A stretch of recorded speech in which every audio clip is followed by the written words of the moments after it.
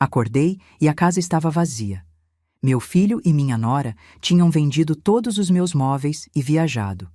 Ela merece Paris, mãe, ele disse. Eu apenas sorri. 15 dias depois, eles voltaram. Eu tinha preparado um presente muito maior para ela. Quando ela viu, desmaiou na hora. Meu nome é Helena. Tenho 68 anos. E aquela manhã de terça-feira começou como todas as outras nos últimos meses, com o silêncio pesado de quem vive na própria casa, mas se sente invisível nela.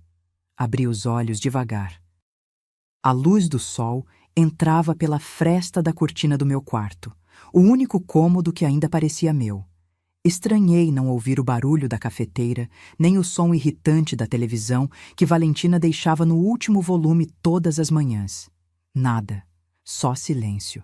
Um silêncio que gelou minha espinha.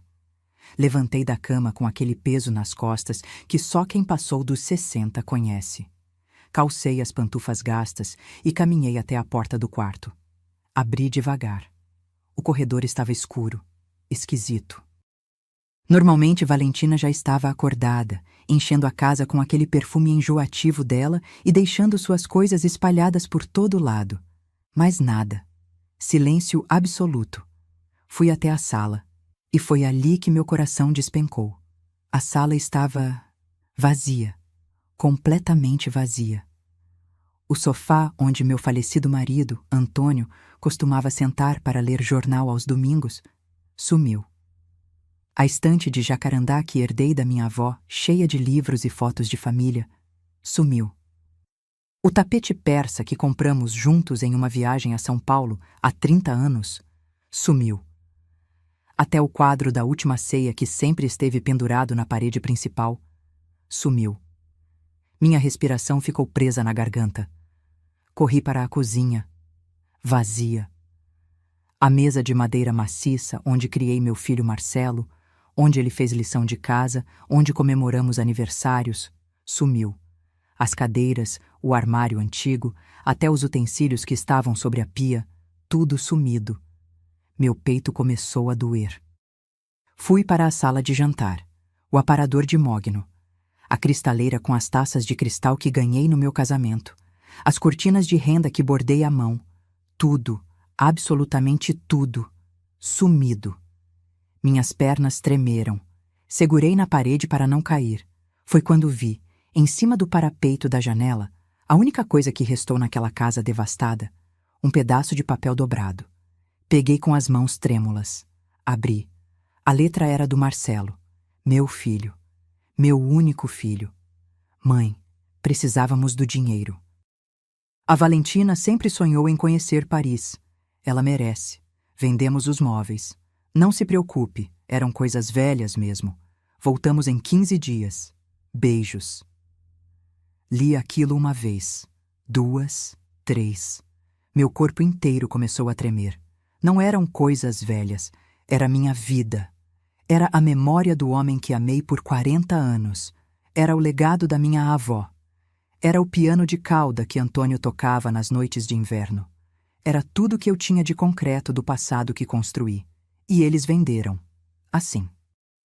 Como quem se desfaz de lixo, para pagar uma viagem a Paris.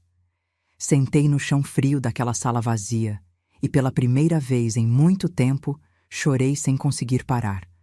Mas entre as lágrimas, algo começou a crescer dentro de mim. Algo que eu não sentia há anos. Raiva. Raiva pura, gelada, calculada. Porque naquele momento, olhando para aquelas paredes nuas, eu entendi uma coisa. Eles não tinham me roubado apenas os móveis. Eles tinham roubado meu respeito, minha dignidade, minha voz. E eu ia recuperar tudo isso. Mas não do jeito que eles esperavam. Se você quer saber como essa história termina, se inscreva no canal e ative o sininho. Porque o que aconteceu depois, ninguém esperava, nem eles. 2 anos antes daquele dia horrível, eu ainda acreditava que tinha uma família de verdade. Foi num domingo de churrasco, na casa do meu compadre Reinaldo, que Marcelo apareceu pela primeira vez com ela. Valentina. Nome bonito, eu pensei na hora. Ela usava um vestido florido rodado, sapatos de salto fino, cabelo escovado caindo nos ombros, sorriso largo, muito largo. Mãe, essa é a Valentina, a mulher da minha vida, Marcelo disse, com aquele brilho nos olhos que eu não via desde que ele era adolescente. Ela me abraçou apertado, daquele jeito exagerado. Dona Helena, Marcelo fala tanto da senhora, que honra conhecer a mãe desse homem maravilhoso. Calorosa demais, atenciosa demais, perfeita demais. Mas eu quis acreditar. Porque mãe sempre quer acreditar no melhor, não é mesmo? Antônio tinha falecido 3 anos antes, de infarto. A casa estava grande demais, silenciosa demais. Ver meu filho feliz de novo parecia ser tudo o que eu precisava. Os primeiros meses foram um conto de fadas. Valentina vinha me visitar toda semana, trazia bolo, me ajudava a arrumar o jardim, assistia a novela comigo. A senhora é a mãe que eu nunca tive, dona Helena, ela dizia segurando minha mão. Marcelo estava radiante. Ganhava bem como gerente de vendas numa empresa de autopeças, mas vivia dizendo que queria dar uma vida melhor para Valentina. Casaram 6 meses depois, numa cerimônia simples no civil. Eu paguei o almoço da festa, R$ 15.000.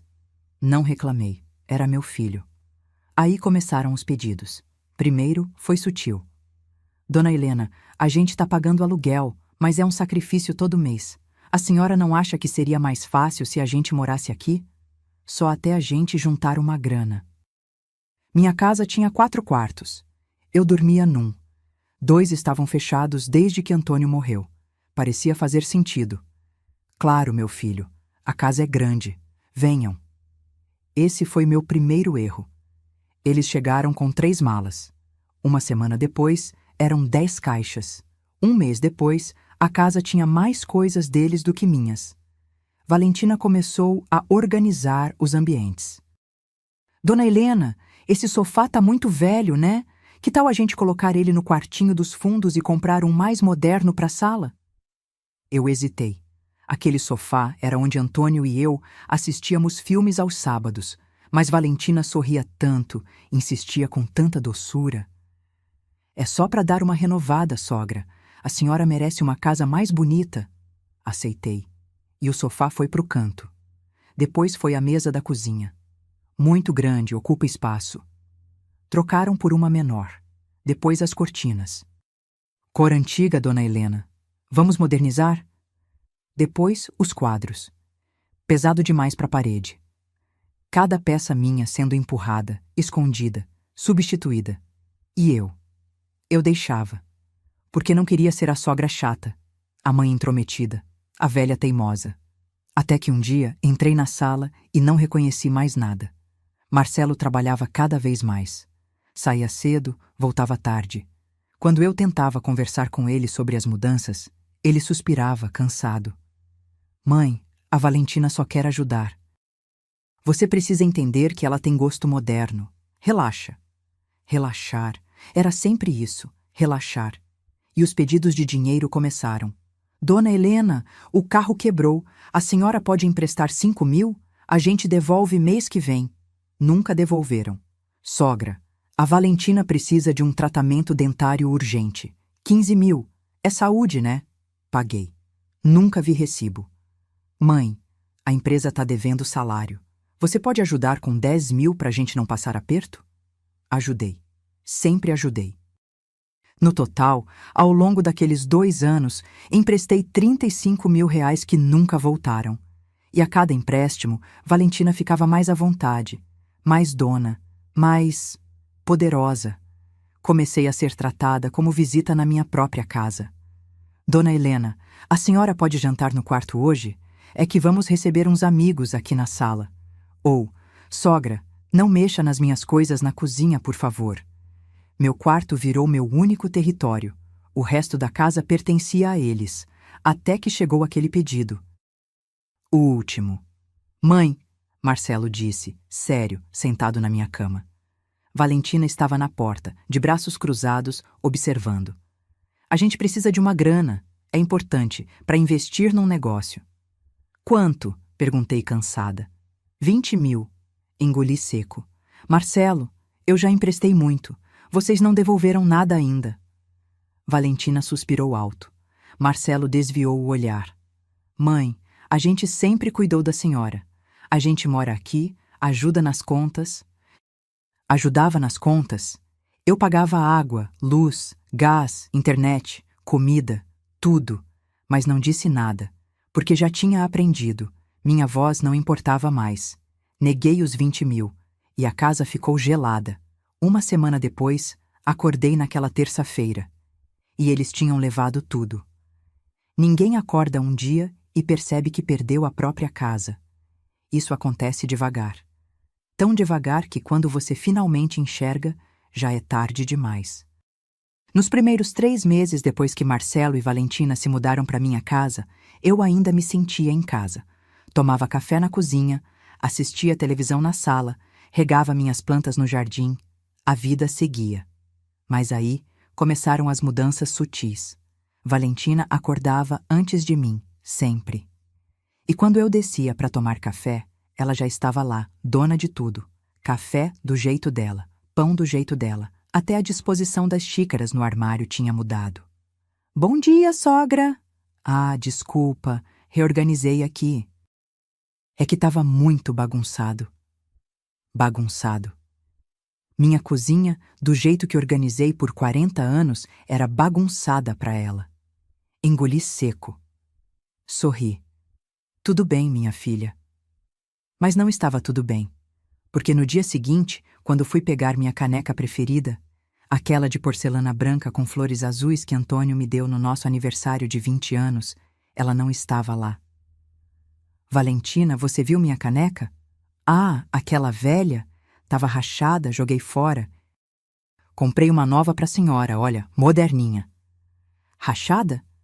Não estava rachada, estava perfeita, mas ela já tinha jogado fora.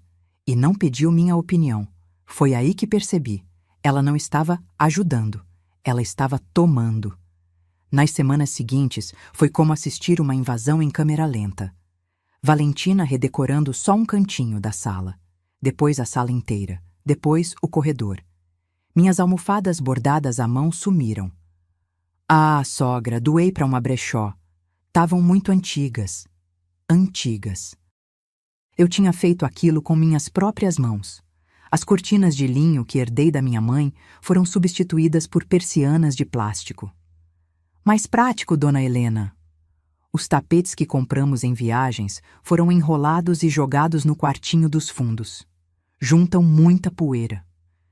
Minhas coisas foram sendo empurradas, espremidas, escondidas, até sumirem completamente. E eu ficava cada vez mais dentro do meu quarto, porque toda vez que eu saía, Valentina estava lá, mudando, organizando, apagando minha presença daquela casa. Até minhas fotos de família começaram a desaparecer das paredes. Coloquei num álbum para a senhora, tá guardadinho. É que a parede estava muito poluída. Poluída. Minha família era poluição visual para ela.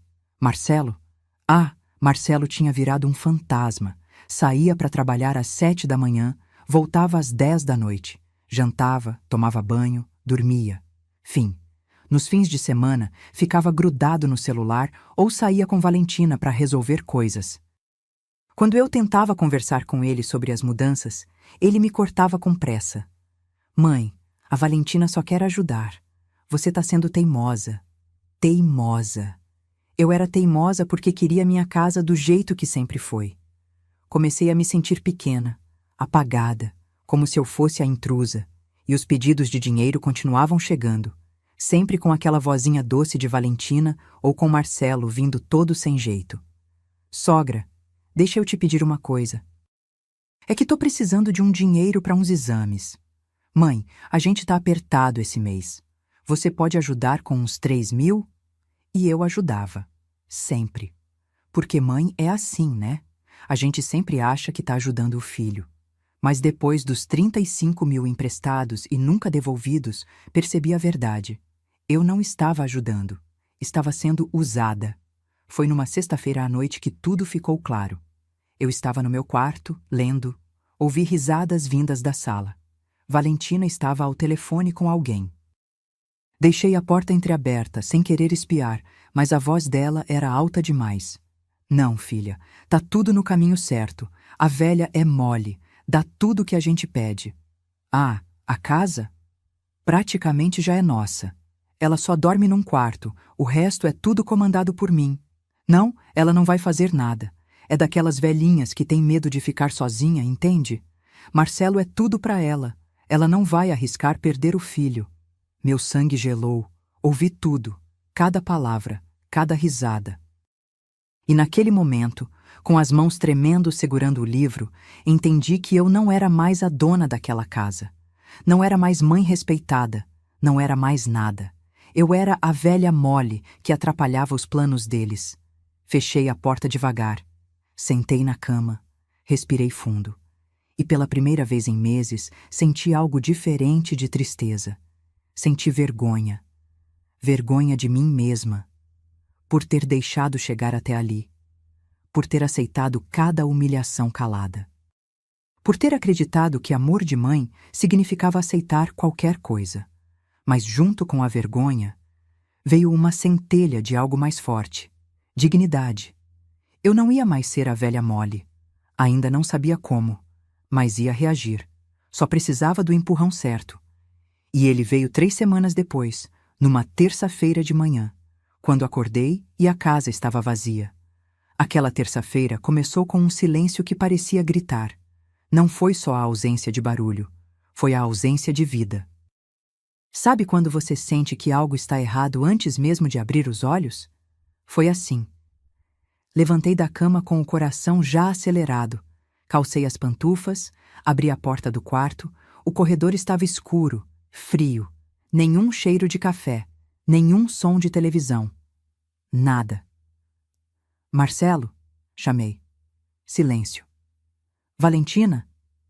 Nada. Caminhei até a sala, e ali, naquele momento, meu mundo desabou. Vazio, completamente vazio. O sofá cinza que Valentina tinha comprado e colocado no lugar do meu, sumiu. A estante de jacarandá da minha avó, que ela tinha reorganizado, sumiu. O aparador de mogno que resistiu por 3 gerações na minha família, sumiu. Entrei na sala de jantar. A mesa, as cadeiras, o lustre, tudo sumido. Minha respiração estava presa. Fui até a cozinha. Os armários estavam abertos, vazios. Até os eletrodomésticos tinham ido embora. Geladeira, fogão, micro-ondas, liquidificador. Foi quando olhei para o canto perto da janela e vi algo que fez minhas pernas fraquejarem. O armário de parede onde eu guardava as roupas do Antônio. Aquelas que não consegui doar. A camisa xadrez que ele usava aos domingos. O casaco de couro que usei no velório dele. As gravatas. Tudo estava aberto, vazio. Eles levaram até as roupas do meu marido morto. Caí de joelhos ali mesmo, na cozinha fria e vazia, e um grito saiu do fundo da minha garganta. Um grito que eu segurava há meses, há anos talvez. Como eles puderam? Fiquei ali, não sei por quanto tempo, tentando processar o absurdo. Até que vi, no parapeito da janela, o único lugar que ainda tinha algo, um papel dobrado. Levantei com dificuldade. Peguei o papel, abri. A letra era do Marcelo. Desenhada, calma, sem pressa. Como se ele estivesse escrevendo uma receita de bolo e não destruindo minha vida. Mãe, desculpa fazer assim, mas não tinha outro jeito. Você nunca ia entender. A Valentina sempre sonhou em conhecer Paris. Ela merece. Merece viver coisas bonitas. Eu quero dar isso para ela. Vendemos os móveis. Conseguimos um bom preço. 180 mil DAIs. Dá para fazer uma viagem incrível e ainda sobra para a gente investir. Não fica chateada. Eram coisas velhas mesmo, mãe. Você não precisa de tudo isso. A casa tá grande demais para a senhora. Quando a gente voltar, em uns 15 dias, a gente conversa sobre o futuro. Beijos, Marcelo. Li uma vez, 2, 3, 10. Cada palavra era uma facada. Coisas velhas. O piano de cauda que Antônio tocava nas noites frias. Onde ele me ensinou a tocar Aquarela do Brasil enquanto ríamos da minha falta de jeito. Velho. A cristaleira com as taças de cristal do nosso casamento, onde guardei cada lembrança de 40 anos juntos. Velha. Os álbuns de fotos, as primeiras roupinhas do Marcelo bebê, as cartas que Antônio me escreveu quando namorávamos. Velhas. Minha vida era velha para ele. Peguei o telefone tremendo, liguei para o celular do Marcelo. Tocou, tocou, tocou, atendeu. Oi, mãe. A voz dele estava alegre. Leve. Ouvi vozes ao fundo, risadas, música. Marcelo, minha voz saiu quebrada. O que vocês fizeram? Ah, mãe, você viu o bilhete, né? Olha, eu sei que é meio chocante no começo, mas... Vocês venderam tudo, tudo, Marcelo, até as roupas do seu pai.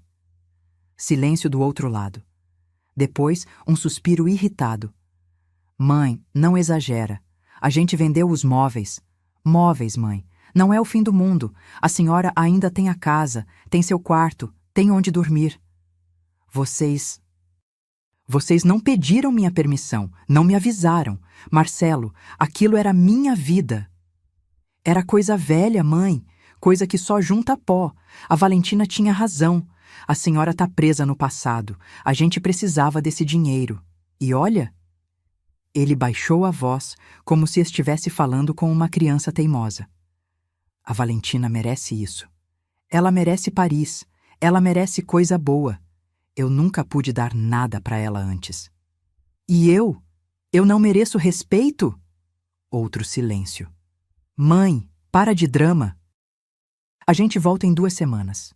Conversa quando eu voltar, tá? E desligou. Desligou na minha cara.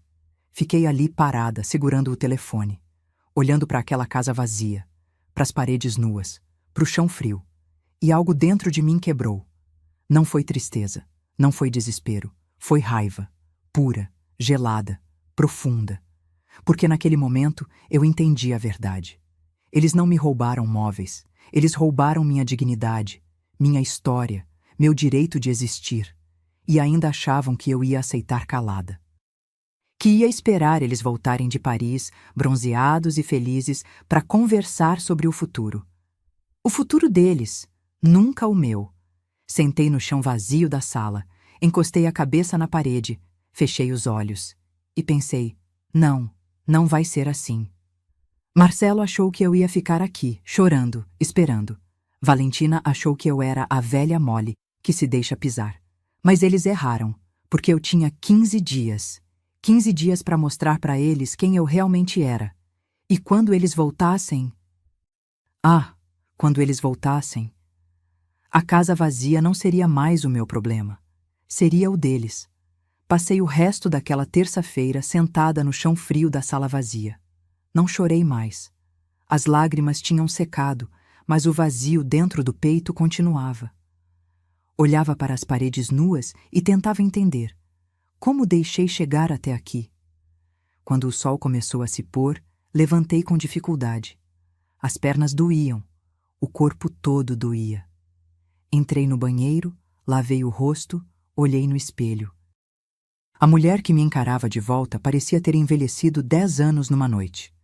Peguei o telefone de novo. Precisava fazer algo. Não podia ficar parada. Liguei para a polícia. Polícia Militar, boa noite. Boa noite. Eu preciso fazer um boletim de ocorrência. Roubaram minha casa. Quer dizer, venderam meus móveis sem minha permissão. A senhora pode vir até a delegacia? Sim, posso. Fui. Peguei um táxi, porque até meu carro velho tinha sido emprestado para o Marcelo há 6 meses e nunca voltou. Na delegacia, um policial me atendeu com aquele olhar cansado de quem já viu de tudo. Contei a história. Ele anotava, pausado. Quando terminei, ele suspirou. Olha, dona Helena, tecnicamente ele é seu filho. Morava na casa. Pela lei não é exatamente roubo. É uma questão familiar. Como assim não é roubo? Ele vendeu tudo sem meu consentimento. Eu entendo a senhora. Mas sem uma procuração revogada, sem provas de que houve coação, fica difícil. O melhor é resolver isso na justiça. Procure um advogado. Saí de lá arrasada, sem esperança, sem rumo. Voltei para casa vazia de táxi. O motorista tentou conversar, mas não respondi. Não conseguia. Quando entrei em casa de novo, o silêncio era ainda pior. Porque agora eu sabia. Ninguém ia me ajudar. Ninguém ia fazer justiça por mim. Sentei na beirada da cama, a única coisa que eles não levaram, porque era onde eu dormia, e fiquei ali, olhando para o nada. Foi quando ouvi a campainha tocar. Levantei devagar, desconfiada. Abri a porta. Era a Dona Célia, minha vizinha de mais de 20 anos. Baixinha, cabelos grisalhos presos num coque, óculos de grau grosso. Ela segurava uma marmita. Helena, pelo amor de Deus, o que aconteceu aqui? Vi um caminhão de mudança ontem à noite. Achei estranho. Eles venderam tudo, Célia. O rosto dela ficou pálido. Venderam? Como assim venderam? Marcelo e a Valentina pegaram tudo, venderam e foram para Paris.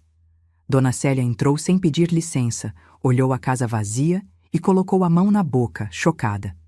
Jesus Cristo! Helena, isso é absurdo! Você foi na polícia? Fui. Disseram que é questão de família, que eu tenho que resolver com um advogado. Ela balançou a cabeça, indignada. Colocou a marmita na bancada da cozinha, puxou uma cadeira de plástico que estava no quintal e me fez sentar. Come. Você precisa comer. Obedeci. Nem senti o gosto da comida. Mas engoli. Célia ficou ali, olhando para mim com aquela expressão que misturava pena e raiva. Então ela disse algo que mudou tudo. Helena, tem uma coisa que você precisa saber. Levantei os olhos. Sobre a Valentina. Meu coração acelerou. O quê? Célia puxou a cadeira para perto, baixou a voz como se as paredes pudessem ouvir. Uns meses atrás, eu estava no mercado. Ouvi duas mulheres conversando no corredor de limpeza. Uma delas comentou sobre uma moça que tinha aplicado um golpe na própria mãe. Vendeu os móveis da casa da velhinha e sumiu com o dinheiro. A moça se chamava Valentina. Meu sangue gelou. Eu não botei fé na hora. Pensei, deve ter mais de uma Valentina por aí. Mas depois, quando vi ela saindo da sua casa, sempre toda arrumada, gastando dinheiro como se estivesse abrindo uma torneira, comecei a desconfiar. Célia. Helena, pesquisa o nome dela na internet. Valentina Cristina Moraes. Pesquisa. Peguei o celular com as mãos tremendo, abri o navegador, digitei o nome completo dela, e o que apareceu me fez perder o ar. Notícias. Várias notícias. Mulher é investigada por golpe contra a idosa em Goiânia. Nora vende bens da sogra e desaparece com dinheiro. Família denuncia golpista que se passa por nora carinhosa. Cliquei numa das matérias. E lá estava ela, a foto dela, Valentina, mais nova, cabelo diferente. Mas era ela. A matéria dizia que ela tinha aplicado o mesmo golpe em pelo menos 3 famílias. Entrava como namorada, conquistava a confiança, casava, morava na casa, vendia tudo e sumia. A última vítima tinha sido a própria mãe dela, uma senhora de 72 anos que ficou sem nada. Denunciou a filha, mas Valentina fugiu para outra cidade antes da polícia agir. E essa outra cidade era aqui, onde eu morava, onde ela conheceu meu filho. Senti a sala girar. Ela fez isso com a própria mãe. Célia assentiu, séria. E agora fez com você. Fiquei em silêncio, processando, tentando entender. Marcelo sabia? Era possível que meu filho soubesse e tivesse aceitado mesmo assim? Ou ele era só mais uma vítima dela? Um idiota apaixonado, cego, manipulado? Não importava, porque naquele momento, olhando para aquelas notícias na tela do celular, algo dentro de mim acordou. Não era mais só raiva, era determinação. Valentina achou que eu era mais uma velha indefesa, mais uma vítima fácil. Ela errou, porque eu tinha 15 dias. 15 dias até eles voltarem, e eu não ia desperdiçar um segundo. Olhei para Célia. Você pode me ajudar? Ela sorriu. Um sorriso pequeno, mas firme. Pode apostar que sim. E foi ali, naquela cozinha vazia, com a única vizinha que se importou, que o plano começou a nascer. Eles me tiraram tudo, mas esqueceram de uma coisa. Eu ainda tinha minha mente, minha vontade e recursos que eles nem imaginavam. Quando Marcelo e Valentina voltassem de Paris, eles não iam encontrar a velha Molly chorando num canto.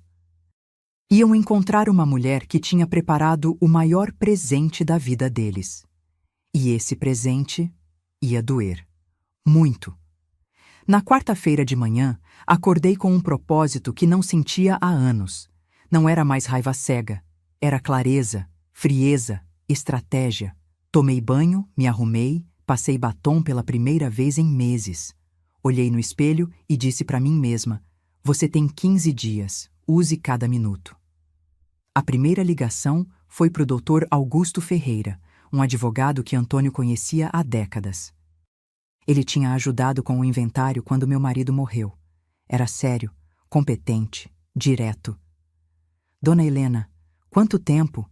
Como posso ajudá-la? Contei tudo, do começo ao fim.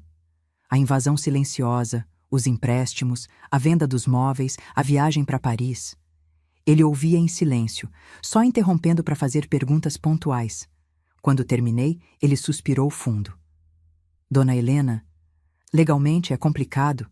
Ele é seu filho, morava na casa. Não tinha uma procuração revogada ou divisão formal de bens. Mas o quê?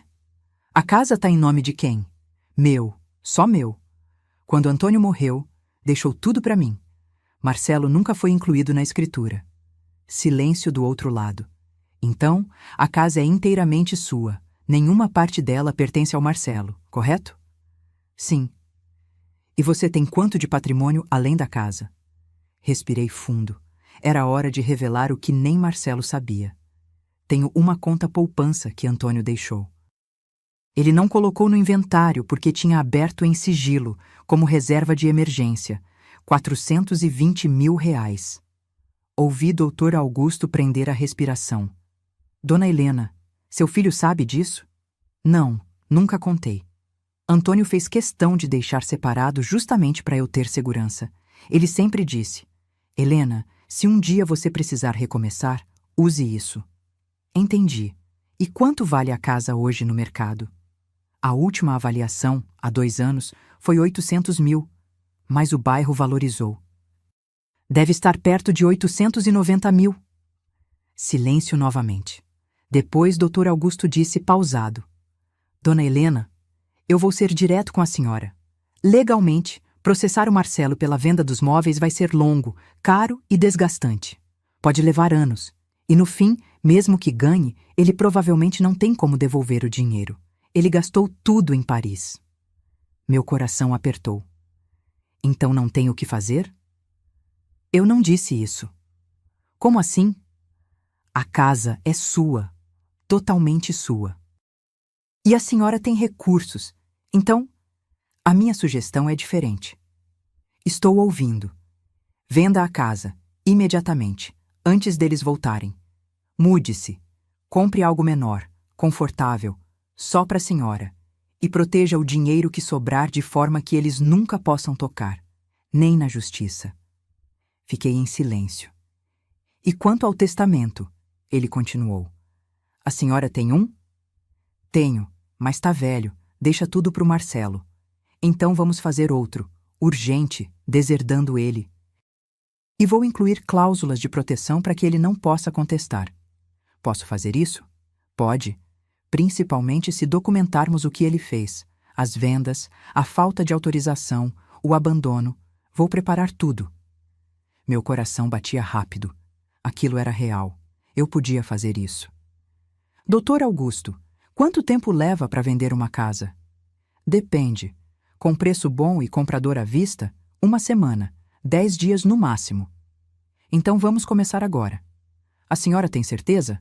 É uma decisão radical. Tenho. Total. Desliguei o telefone e, pela primeira vez em meses, sorri. Na quinta-feira, Dr. Augusto já tinha mobilizado tudo. Veio um corretor imobiliário avaliar a casa. Homem sério, de terno, tablet na mão. Caminhou pelos cômodos vazios, mediu, anotou. Dona Helena, essa casa vale R$ 890 mil fácil. Se colocar por 850, fecha em uma semana. Então coloca por 850 e fecha rápido. Ele sorriu. Vou colocar à venda hoje mesmo. No sábado, 3 famílias já tinham vindo visitar. Na segunda-feira seguinte, uma delas fez proposta. 890 mil. À vista. Aceitei na hora. Enquanto isso, o Dr. Augusto preparava o Novo Testamento. Cláusulas blindadas. Marcelo ficava oficialmente deserdado, com justificativas documentadas. Abandono material, venda não autorizada de bens, apropriação indébita. Mas, Dona Helena, ele disse, para isso ter peso total, a senhora precisa provar tudo. Tem como conseguir provas? Tenho, eu disse, segura, porque Célia tinha me dado uma ideia. Sentei com ela na cozinha vazia naquela terça à noite. Ela trouxe o notebook velho dela. Helena, a Valentina tem redes sociais? Tem, Facebook e Instagram. Então vamos lá. Abrimos o perfil dela, e o que vimos foi revoltante. Fotos, dezenas de fotos em Paris. Ela na Torre Eiffel, ele no Arco do Triunfo. Jantares chiques, compras em lojas de grife, stories diários. E a legenda de uma delas dizia: finalmente realizando meus sonhos. Depois de tanto sacrifício, a vida tá me recompensando. Paris, te amo. Sacrifício. Ela chamou roubar minha casa de sacrifício. Captura tudo, Célia disse. Print de cada foto, cada legenda, cada data. Fizemos isso. Criamos uma pasta digital completa. Depois, Célia me mostrou as notícias antigas sobre Valentina. Imprimimos tudo. Boletins de ocorrência de outras vítimas, relatos, fotos. Isso aqui é ouro, Helena. Prova que ela é reincidente. Dr. Augusto recebeu tudo, montou um dossiê e registrou um boletim de ocorrência formal contra Valentina e Marcelo. Apropriação indébita, estelionato familiar, dano moral. Não vai prender eles na hora, ele disse, mas vai pesar. Muito. Na sexta-feira da segunda semana, a casa foi vendida. 890 mil depositados na minha conta. Comprei um apartamento no bairro vizinho. Menor, 2 quartos. Sacada com vista para o parque. Moderno, confortável. Nosso. Quer dizer, meu. Custou 380 mil. Sobrou 510 mil. Somados aos 420 mil da poupança, eu tinha 930 mil. Dr. Augusto me ajudou a investir tudo de forma blindada.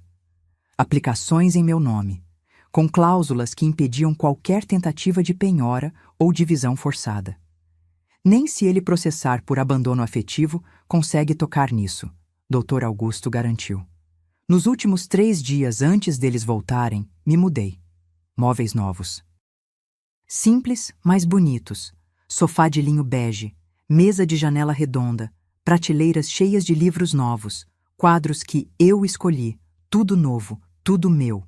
Célia me ajudou a organizar tudo, e no último dia ela preparou um presente especial para Valentina. Uma pasta, grossa, organizada, com divisórias coloridas. Dentro, cópias das notícias sobre os golpes dela, prints das fotos de Paris, cópia do boletim de ocorrência, cópia do Novo Testamento, cópia da escritura da casa. Vendida. Notificação extrajudicial exigindo devolução dos 180 mil. Quando ela abrir isso, Célia disse sorrindo, vai cair para trás. Eu sorri também, porque pela primeira vez em anos eu estava no controle. Na noite antes deles chegarem, sentei na sacada do meu apartamento novo, tomando um chá de camomila. Olhei para a cidade iluminada lá embaixo, respirei fundo e pensei, amanhã eles voltam e descobrem que a velha Molly acordou. Os últimos dias antes deles voltarem foram os mais intensos da minha vida. Não dormi direito, não pela angústia, mas pela adrenalina. Cada detalhe precisava estar perfeito, cada peça no lugar certo, porque quando Marcelo e Valentina descessem daquele avião, bronzeados e felizes, achando que iam voltar para casa e me encontrar chorando num canto. Iam levar o choque das suas vidas. Na segunda-feira, uma semana antes deles voltarem, finalizei a compra do apartamento. Assinei a escritura no cartório com o Dr. Augusto ao meu lado. A moça do cartório me cumprimentou com aquele sorriso burocrático. Parabéns pela nova casa, dona Helena. Nova casa, novo começo. O apartamento ficava no 10º andar de um prédio moderno, com portaria 24 horas, interfone, câmeras, segurança. Coisa que eu não tinha mais na minha antiga casa, que agora era de outra família. Nos dias seguintes, mobiliei tudo. Mas não com pressa, com gosto. Fui em lojas que nunca tinha entrado. Escolhi cada móvel, cada cor, cada detalhe. Comprei um sofá de linho bege, macio, confortável. Uma mesa de jantar redonda de madeira clara, com 4 cadeiras estofadas. Uma estante baixa e moderna para colocar meus livros e plantas. Quadros com paisagens suaves. Cortinas de voio branco que deixavam a luz entrar. Tudo novo. Tudo escolhido por mim. Pela primeira vez em anos, aquele espaço era completamente meu, sem concessões. Sem aceitar o gosto de ninguém. Sem ser empurrada para o canto. Célia ia comigo em cada compra. Helena, isso aqui tá ficando lindo. Você tá parecendo outra mulher. E eu estava. Me sentia outra.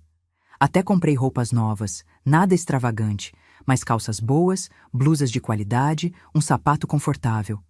Fui no salão, cortei o cabelo, pintei as unhas. Me olhei no espelho e quase não me reconheci.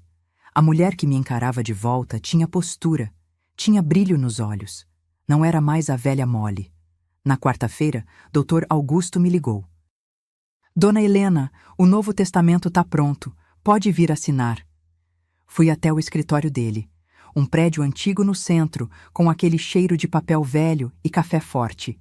Ele me recebeu na sala dele, cheia de processos empilhados e uma estante enorme de livros jurídicos. Colocou o documento na minha frente. Leia com calma. Li cada palavra.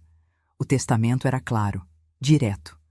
Marcelo estava oficialmente deserdado, não por capricho, mas por justificativas legais sólidas, abandono material, apropriação indébita de bens, conduta que violou laços de confiança familiar. Todo o meu patrimônio seria dividido entre 3 instituições de caridade que eu escolhi. Um lar de idosos, uma ONG que ajudava mulheres vítimas de violência doméstica e uma escola pública da periferia. Marcelo não receberia 1 centavo. E Valentina, menos ainda. Tem certeza, dona Helena? Doutor. Augusto perguntou, com aquele olhar sério de quem conhece o peso dessas decisões. Tenho. Total. Assinei. 2 testemunhas assinaram também. Tudo registrado em cartório, autenticado, blindado.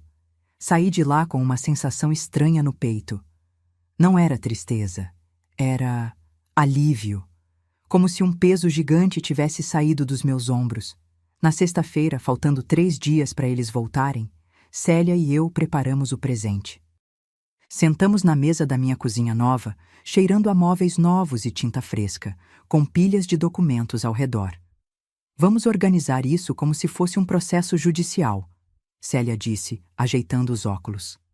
Ela tinha sido secretária de um escritório de advocacia por 30 anos. Sabia exatamente o que fazer. Compramos uma pasta executiva preta, daquelas grossas, com divisórias coloridas e elástico para fechar. Na primeira divisória, colocamos os prints do Instagram e Facebook da Valentina. Todas as fotos de Paris, as legendas exibidas, as selfies em restaurantes caros, as sacolas de compras de grife. Na segunda divisória, as notícias antigas sobre ela, os golpes anteriores, os boletins de ocorrência de outras vítimas, a matéria sobre o que ela fez com a própria mãe. Na terceira, cópia do boletim de ocorrência que registrei contra eles, crime de apropriação indébita, dano moral, estelionato familiar. Na quarta, a notificação extrajudicial, documento formal assinado pelo doutor.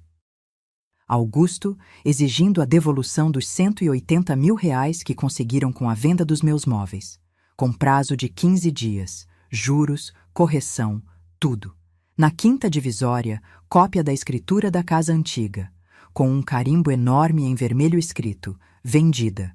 E na última divisória, a cereja do bolo, cópia do Novo Testamento, com as cláusulas de deserdação, e uma carta, manuscrita, por mim. Marcelo, você me ensinou que coisas velhas não têm valor. Então me desfiz de tudo que era velho na minha vida, inclusive da ideia de que você ainda era meu filho. A casa foi vendida. O dinheiro está investido e protegido de forma que você nunca poderá tocar. Você está oficialmente deserdado, não por vingança, mas por justiça. Espero que Paris tenha valido a pena. Mãe, quando terminamos de montar a pasta, ficamos olhando para aquilo em silêncio. Célia quebrou o silêncio. Helena, quando ela ver isso, vai desmaiar. Eu sorri. Eu sei. No sábado, 2 dias antes deles chegarem, fiz a mudança final. Liguei para a empresa de telefonia e cancelei a linha fixa da casa antiga. Mudei meu número de celular. Bloqueei Marcelo e Valentina em todas as redes sociais. Dr. Augusto tinha sugerido: Dona Helena, corte todos os laços de comunicação direta. Eles só vão poder falar com a senhora através do meu escritório. Isso dá poder para a senhora. Poder. Algo que eu não tinha há muito tempo. Também tirei meu nome da lista de contatos de emergência do Marcelo em todos os lugares. Banco, plano de saúde, tudo. No domingo, um dia antes deles voltarem, sentei na sacada do meu apartamento ao entardecer. Tomei um café quentinho, enrolada num chale novo que comprei. Olhei para a cidade, o céu alaranjado do pôr do sol, os prédios iluminados, o som distante dos carros, e pensei em Antônio. Amor. Falei baixinho, como se ele pudesse me ouvir. Você sempre disse que eu era mais forte do que imaginava. Acho que finalmente acreditei nisso. O vento balançou as cortinas, e por um instante senti que ele estava ali, orgulhoso. Na segunda-feira de manhã, o dia que eles voltariam, acordei cedo. Me arrumei. Vesti uma blusa branca, calça jeans escura, sapato baixo confortável. Passei batom, prendi o cabelo, olhei no espelho e sorri. Hoje é o dia, disse para mim mesma. Peguei a pasta preta, pesada, cheia de verdades. Coloquei na bolsa. E esperei, porque eu sabia que, a qualquer momento, meu telefone tocaria. Ou Marcelo apareceria na porta da casa antiga, ou tentaria me ligar desesperado, e quando isso acontecesse... quando isso acontecesse, eles iam descobrir que a velha que deixaram para trás não existia mais. No lugar dela, tinha uma mulher que recuperou sua dignidade. E essa mulher não perdoava, não esquecia. Essa mulher fazia justiça. A ligação chegou às 3:30 da tarde daquela segunda-feira. Eu estava na sacada do apartamento tomando um chá de erva doce quando o celular vibrou. Número desconhecido. Atendi. Alô? Mãe! Mãe! Pelo amor de Deus! Atende! Era Marcelo. A voz dele estava desesperada, aguda, quebrada. Ouvi barulho de vento, carros, buzinas ao fundo. Ele estava na rua. Estou ouvindo, Marcelo. Mãe, o que está acontecendo? A gente chegou na casa e... Tem gente morando lá. Uma família estranha abriu a porta. Eles disseram que compraram a casa. Isso é loucura, né? Alguém invadiu, mãe. Liga pra polícia. Respirei fundo. Contei até 3. Ninguém invadiu, Marcelo. Eu vendi a casa. Silêncio do outro lado. Um silêncio tão pesado que quase consegui ouvir o mundo dele desabando. O quê? Eu disse. Eu vendi a casa. R$ 890 mil. À vista. Negócio fechado há 1 semana. Você não pode ter feito isso. Aquela casa é nossa, é da família. Minha voz saiu gelada, firme. Era minha, Marcelo. Só minha. Você nunca foi incluído na escritura. E família? Família não vende os móveis da própria mãe para viajar para Paris. Ouvi a respiração dele acelerar. Depois, a voz da Valentina ao fundo, histérica. O quê? O que ela fez? Marcelo estava em pânico. Mãe, espera, espera. A gente pode conversar.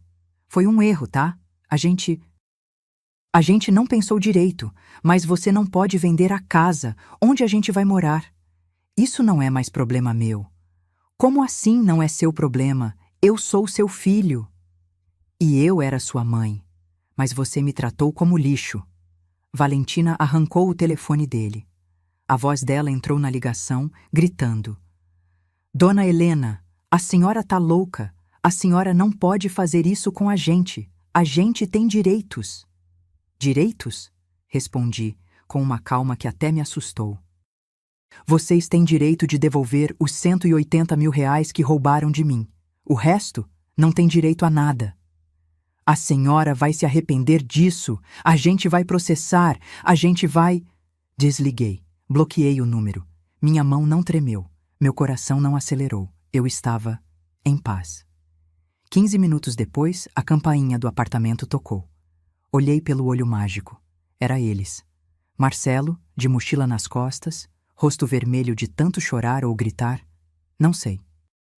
Valentina ao lado, de óculos escuros enormes, batom borrado, expressão furiosa. Abri a porta, mas deixei a corrente de segurança presa. Mãe, pelo amor de Deus, deixa a gente entrar. A gente precisa conversar. Não tem nada para conversar, Marcelo. Valentina empurrou ele de lado. Dona Helena, a senhora tá fora de si. A senhora vendeu a casa sem avisar a gente? Isso é ilegal. Não é. A casa era minha. Totalmente minha. Tenho direito de vender quando quiser. Mas a gente morava lá. Moravam de favor, sem contrato, sem pagar nada. E em troca, venderam meus móveis. Marcelo tentou de novo, com aquela voz de menino chorão que ele usava quando queria algo. Mãe, por favor. A gente errou, tá bom? A gente errou. Mas você não pode fazer isso. Onde a gente vai dormir hoje? Não sei. Talvez num hotel. Com o dinheiro que sobraram dos 180 mil que vocês pegaram. Valentina explodiu. A senhora é uma velha cruel. A senhora sempre foi assim, egoísta, nojenta. Olhei nos olhos dela e sorri. Eu tenho um presente para você, Valentina. Que presente? Peguei a pasta preta que estava na mesa perto da porta. Passei pela fresta. Marcelo pegou, confuso. O que é isso? Abre. Ele abriu, começou a folhear, e o rosto dele foi perdendo a cor. Valentina arrancou a pasta das mãos dele, começou a ler. Virou as páginas, viu os prints de Paris, as notícias sobre os golpes dela, o boletim de ocorrência, a notificação extrajudicial, a escritura da casa, vendida.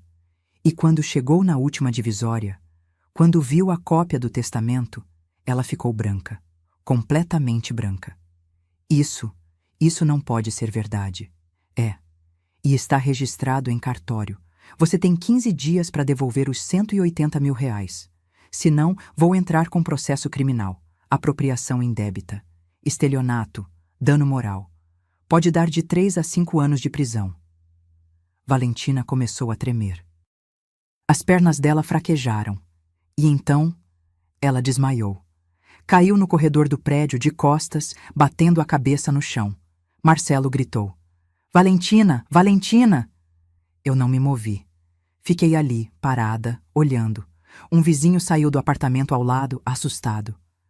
Chama uma ambulância? Pode chamar, disse tranquila. Marcelo me olhou, desesperado, lágrimas escorrendo. Mãe, ajuda! Faz alguma coisa. Eu já fiz, Marcelo. Eu me ajudei. E fechei a porta. Fiquei do outro lado, ouvindo o barulho. Marcelo chorando. Valentina gemendo, acordando. A ambulância chegando. Vozes de vizinhos. Confusão. Mas eu não abri a porta de novo. Não porque eu era cruel, mas porque finalmente, depois de anos sendo pisada, humilhada, desrespeitada, eu tinha escolhido a mim mesma. 2 horas depois, recebi uma mensagem de número desconhecido. Era do Marcelo. Mãe, a Valentina tá no hospital. Ela teve um ataque de pânico. Os médicos disseram que é grave. Por favor. A gente precisa de dinheiro pro tratamento. Eu te imploro, a gente vai devolver tudo. Só me ajuda dessa vez. Li, reli e bloqueei o número, porque eu já tinha ajudado. Demais. E nunca recebi nada de volta. Só desprezo. Essa fase da minha vida tinha acabado. Sentei no sofá novo. Acendi a televisão. Preparei um jantar simples. Arroz, feijão, um filé de frango grelhado. Comi devagar, olhando pela janela. A cidade iluminada lá fora. A vida seguindo. E pensei, eu sobrevivi. Não era vitória. Não era vingança. Era liberdade. Na manhã seguinte, terça-feira, acordei com o sol entrando pela janela do meu quarto. Pela primeira vez em meses, não acordei com aquele peso no peito. Não acordei pensando, o que eles vão fazer hoje? Ou, será que vou ter paz? Acordei leve. Tomei café tranquila. Pão na chapa com manteiga. Café coado. Sentei na sacada, de roupão, olhando a cidade acordar. E foi ali, naquele momento de paz, que a campainha tocou de novo. Não eram nem 9 da manhã. Olhei pelo olho mágico. Marcelo. Sozinho dessa vez. Olheiras fundas. Barba por fazer. Roupas amarrotadas. Ele parecia ter envelhecido 10 anos numa noite. Hesitei, mas abri a porta, sem tirar a corrente. O que você quer, Marcelo? Ele me olhou com aqueles olhos vermelhos, inchados de tanto chorar. Mãe, só quero conversar. 5 minutos, por favor. Fiquei em silêncio, pensando. Depois, tirei a corrente. Abri a porta. Ele entrou devagar, olhando ao redor. Viu os móveis novos, a decoração clean, as plantas nas prateleiras, os quadros na parede. Você refez tudo. Refiz minha vida, Marcelo. Coisa que vocês tentaram destruir. Ele baixou a cabeça. Sentou no sofá sem pedir licença, como se as pernas não aguentassem mais. Cobriu o rosto com as mãos e começou a chorar. Não foi choro de manipulação. Foi choro de quem finalmente entendeu a merda que fez. Fiquei de pé, de braços cruzados, olhando. Mãe, eu sou um idiota. Eu sou um idiota completo. Não respondi. Eu deixei ela me controlar. Desde o começo. A Valentina, ela sabia exatamente o que dizer, como dizer. Ela me fez acreditar que a senhora era o problema, que a senhora era antiquada, que estava prendendo a gente. E você acreditou. Eu acreditei! Ele gritou desesperado. Porque eu sou fraco. Porque eu estava sozinho, porque depois que o pai morreu, eu me senti perdido, e ela apareceu e me fez sentir importante de novo. Silêncio. Ele enxugou o rosto com a manga da camisa, respirou fundo e continuou, com a voz quebrada. Quando a gente voltou de Paris ontem, quando vi aquela família estranha na nossa casa, eu entrei em pânico, mas não era pela casa. Era porque eu percebi. A senhora tinha razão. A gente fez uma coisa horrível. E a Valentina? Ele parou. Engoliu seco. A Valentina o quê? Perguntei, fria. Ela sumiu. Como assim sumiu? Ela saiu do hospital de madrugada, pegou a mochila dela e sumiu. Deixou um bilhete dizendo que não ia ficar para pagar pelas consequências. Ela me largou, mãe. Olhei para ele. E não senti pena. Senti nada. Então, você finalmente entendeu quem ela era. Marcelo assentiu, chorando. Eu li aquela pasta que a senhora deu. Vi as notícias, os golpes, o que ela fez com a própria mãe dela. Jesus Cristo, mãe, eu coloquei aquela mulher dentro da nossa casa. Da minha casa, corrigi. E sim, você colocou. Ele me olhou com desespero. Mãe, eu sei que eu não mereço perdão. Eu sei. Mas por favor me ajuda. Eu não tenho para onde ir. Eu não tenho nada. Você tem o dinheiro de Paris. O que sobrou dos 180 mil. Não sobrou nada, mãe. A Valentina gastou tudo. Hotéis caros, restaurantes, compras. Ela dizia que a gente merecia e eu deixei, porque eu sou um idiota. Respirei fundo. Fui até a cozinha. Peguei um copo de água. Bebi devagar. Voltei para a sala. Marcelo, você quer que eu faça o quê? Me deixa ficar aqui, só uns dias, até eu me organizar, até eu arrumar um emprego melhor, juntar dinheiro. Não. Ele piscou chocado. O quê? Eu disse não. Você não vai ficar aqui. Mas, mãe... Não, Marcelo. Minha voz saiu mais alta do que eu esperava. Você me deixou sozinha naquela casa vazia. Você vendeu as memórias do seu pai. Você me tratou como se eu fosse nada. E agora quer que eu te acolha? Como se nada tivesse acontecido. Eu tô arrependido. Arrependimento não devolve o piano do seu pai, não devolve a cristaleira da minha avó, não devolve as roupas do Antônio que vocês venderam como se fossem trapos. Ele se levantou, desesperado. Mãe, eu imploro. Senta. Ele sentou. Fui até o quarto. Peguei uma pasta, menor que a outra.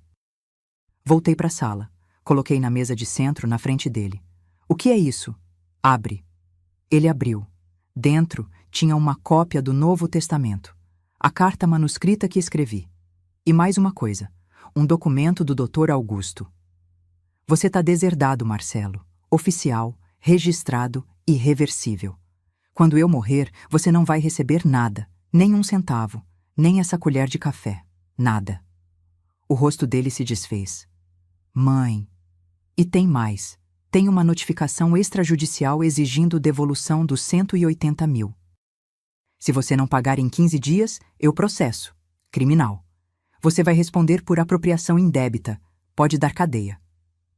Mas eu não tenho esse dinheiro. Então arruma. Vende o que tiver. Pega empréstimo. Trabalha. Faz o que a Valentina deveria ter feito. Enfrenta as consequências. Ele ficou olhando para mim como se eu fosse uma estranha. E talvez eu fosse. Porque a mãe que ele conhecia, aquela que aceitava tudo calada, que perdoava sempre, que se anulava, tinha morrido naquela terça-feira, quando acordei e a casa estava vazia. No lugar dela, nasceu uma mulher que escolheu a própria dignidade. Marcelo levantou, tremendo, pegou a pasta, caminhou até a porta, parou, olhou para trás. Eu te amo, mãe. Mesmo depois de tudo, eu te amo. Olhei nos olhos dele e disse com uma calma assustadora. Eu também te amava, Marcelo.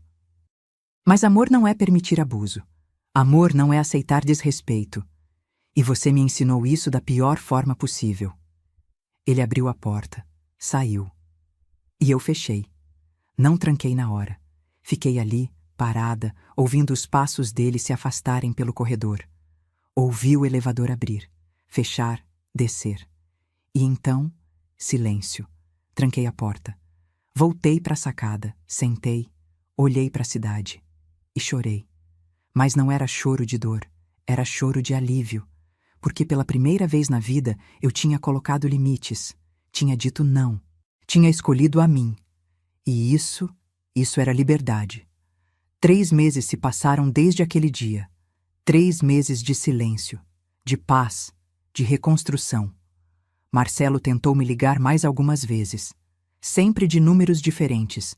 Deixou mensagens, algumas desesperadas, outras raivosas, outras pedindo perdão. Bloqueei todos. Dr. Augusto cuidou de tudo, manteve contato formal através do escritório dele. Marcelo não conseguiu pagar os 180 mil reais. Não tinha como. Valentina tinha sumido com tudo.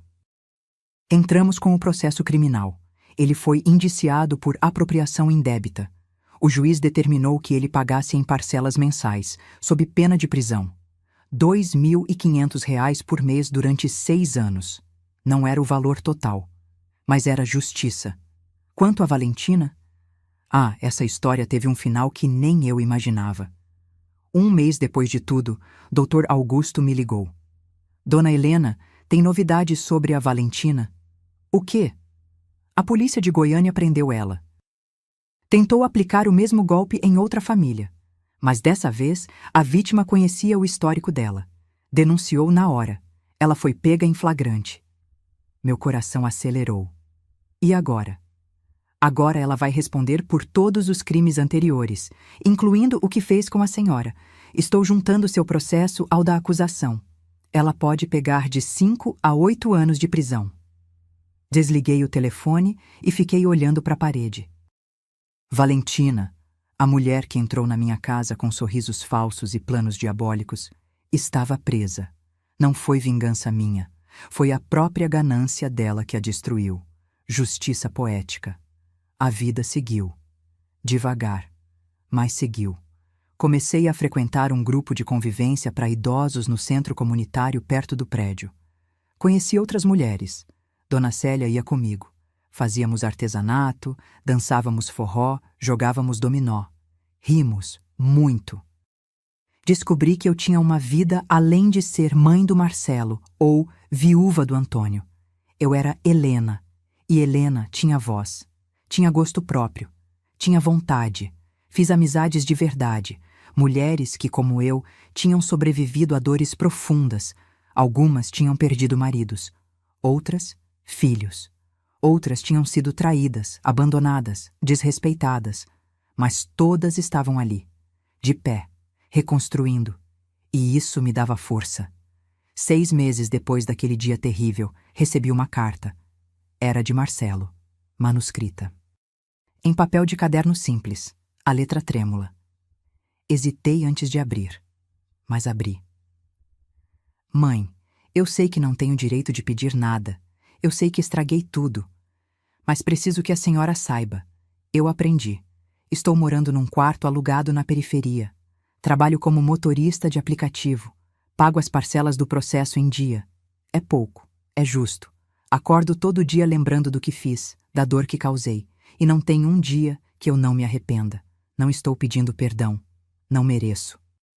Só queria que a senhora soubesse que eu finalmente entendi o que o pai tentava me ensinar. Caráter, dignidade, respeito. Aprendi tarde. Aprendi da pior forma. Mas aprendi. Se um dia a senhora quiser conversar, estarei aqui. Mas se não quiser, eu entendo. Seu filho, que não soube ser Marcelo. Dobrei a carta devagar. Coloquei de volta no envelope e guardei numa gaveta. Não respondi. Não liguei. Mas também não joguei fora. Porque parte de mim, aquela parte que foi mãe por 30 e tantos anos, ainda tinha um fio de esperança de que ele realmente tivesse mudado. Mas dessa vez, não era ele quem decidia se teríamos contato de novo. Era eu. E eu ainda não estava pronta. Talvez nunca estivesse. E tudo bem. 1 ano depois daquele dia horrível, no aniversário de 69 anos, fiz uma festa no meu apartamento. Convidei as amigas do grupo de convivência. Dona Célia, Dr. Augusto e a esposa dele, alguns vizinhos do prédio. Decorei tudo com balões coloridos. Fiz brigadeiro, bolo de chocolate, coxinha, quibe. Coloquei música, dancei. Ri até doer a barriga. E no final da noite, quando todos foram embora e eu fiquei sozinha na sacada, olhando as estrelas, pensei: eu consegui. Consegui sobreviver à traição. Consegui reconstruir minha vida. Consegui escolher a mim mesma. Peguei o celular, abri as fotos. Olhei uma foto antiga. Eu e Antônio, no nosso aniversário de casamento. Ele me abraçando por trás. Eu sorrindo. Amor, sussurrei. Eu fiz o que você sempre me disse para fazer. Eu me levantei. O vento balançou as cortinas. E eu senti, não sei explicar, mas senti que ele estava orgulhoso. Hoje, 2 anos depois daquele pesadelo, minha vida é completamente diferente. Acordo quando quero. Tomo café na sacada. Leio livros, viajo de vez em quando. Pequenas viagens, nada extravagante, mas minhas. Cuido das minhas plantas, faço aulas de pintura, tenho amigas verdadeiras. E mais importante, tenho paz. O dinheiro que guardei está intacto, protegido, investido. Gera uma renda que me sustenta confortavelmente. Não preciso de ninguém. Marcelo continua pagando as parcelas do processo. Nunca mais tentou contato direto. só através do advogado. E eu? Eu continuo firme na minha decisão, porque não é sobre vingança, não é sobre crueldade, é sobre dignidade, é sobre ensinar que amor não significa aceitar abuso, que família não é desculpa para desrespeito, que perdão não é obrigatório quando não há mudança real. Se você está me ouvindo agora e já passou por algo parecido, se já foi desrespeitada, manipulada, usada por quem deveria te proteger, eu quero que saiba uma coisa: você não é obrigada a aceitar. Você não é cruel por colocar limites. Você não está errada por escolher sua paz. Eu passei 68 anos da minha vida acreditando que ser boa mãe, boa esposa, boa pessoa significava me anular, aceitar tudo, perdoar sempre. Mas aprendi, do jeito mais doloroso possível, que não. Ser boa não é ser capacho. Ser amorosa não é ser idiota. E colocar limites não é egoísmo. É sobrevivência. Hoje, olho no espelho e vejo uma mulher que se respeita, que se valoriza, que sabe o próprio valor. E isso não tem preço. Eles me tiraram os móveis, pensaram que estavam me tirando tudo. Mas esqueceram de uma coisa: nunca conseguiriam tirar minha essência, minha força, minha capacidade de renascer. E quando finalmente entendi isso, quando finalmente me levantei daquele chão frio e vazio, eu não estava mais destruída, eu estava livre. E você? Já precisou escolher entre agradar alguém ou se respeitar? Já teve que colocar limites em quem você ama? Deixe nos comentários de onde você está assistindo. Quero saber que você não está sozinha nessa jornada.